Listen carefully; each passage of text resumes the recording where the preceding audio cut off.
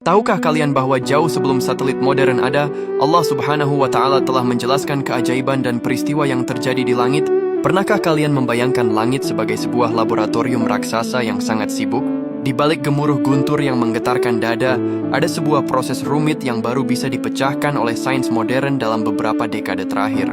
Namun, tahukah kalian bahwa rahasia mesin pembuat kilat ini ternyata sudah dibocorkan oleh Al-Quran sejak 14 abad yang lalu? Ribuan tahun sebelum satelit cuaca ditemukan, Allah Subhanahu wa Ta'ala telah berfirman dalam surah An-Nur ayat 43 yang artinya, "Tidakkah engkau melihat bahwa Allah mengarahkan awan bergerak perlahan, kemudian mengumpulkannya, lalu menjadikannya bertumpuk-tumpuk, lalu engkau lihat hujan keluar dari celah-celahnya?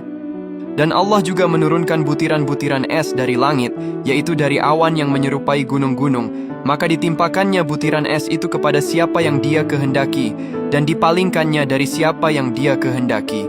Kilauan kilatnya hampir-hampir menghilangkan penglihatan." Fakta dalam Al-Quran ini benar-benar membuat para ilmuwan sains modern tertakjub. Sains modern menjelaskan bahwa kilat tidak muncul secara tiba-tiba. Ada 3 tahap utama yang dilalui, persis seperti urutan dalam ayat tersebut.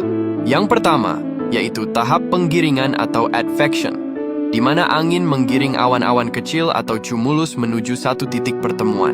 Yang kedua, yaitu tahap penyatuan atau coalescence, di mana awan-awan kecil ini bergabung menjadi massa awan yang lebih besar dan padat. Yang ketiga, yaitu tahap penumpukan atau updraft.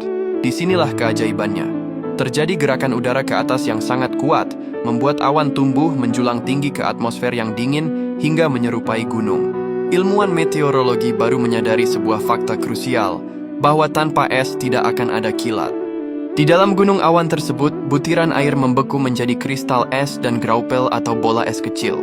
Saat partikel-partikel es ini bertabrakan karena angin kencang, terjadilah pemisahan muatan listrik. Bagian atas awan menjadi bermuatan positif, sementara bagian bawah menjadi negatif. Ketika perbedaan tegangan ini sudah tak terbendung, meledaklah energi listrik yang kita sebut sebagai kilat. Inilah alasan mengapa Allah menyebutkan turunnya es dari awan berbentuk gunung tepat sebelum membahas tentang kilauan kilat. Al-Quran secara spesifik mengaitkan keberadaan es atau awan dingin sebagai pemicu utama cahaya kilat. Sebuah fakta ajaib yang baru divalidasi oleh alat deteksi petir modern di abad ke-20. Yang membuat para peneliti terdiam adalah diksi gunung-gunung dalam ayat tersebut. Secara visual, jika kita melihat awan cumulonimbus dari jendela pesawat, mereka memang terlihat seperti pegunungan raksasa. Ilmuwan seperti Profesor Joe Lay Simpson, pakar meteorologi dari NASA, mengakui bahwa pengetahuan tentang struktur awan dan proses pembentukan es sebagai pemicu kilat adalah hal yang sangat baru bagi manusia, namun sudah tertulis dengan sangat detail dalam kitab suci umat Islam.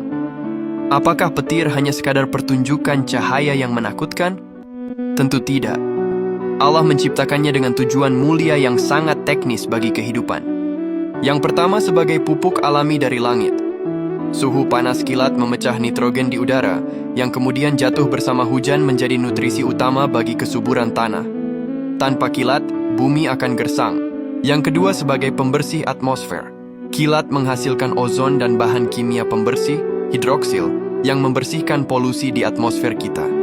Yang ketiga sebagai tanda kekuasaan Allah. Kilat adalah pengingat akan kecilnya manusia. Ia adalah perpaduan antara rasa takut ancaman bahaya dan harapan akan turunnya hujan. Saat malam hujan turun dan kilat menyambar, janganlah kita hanya menutup telinga. Ingatlah bahwa di atas sana, Allah sedang menggerakkan gunung-gunung es untuk menyuburkan bumi yang kita pijak. Sains tidak hadir untuk membantah Al-Quran, melainkan untuk menjadi saksi betapa presisinya firman Sang Pencipta. Kilat itu bukan sekadar anomali cuaca, ia adalah goresan pena cahaya Allah yang menuliskan pesan, "Tidakkah kamu berpikir?" Maha suci Allah atas segala kuasanya. Allahumma sholli ala Sayyidina Muhammad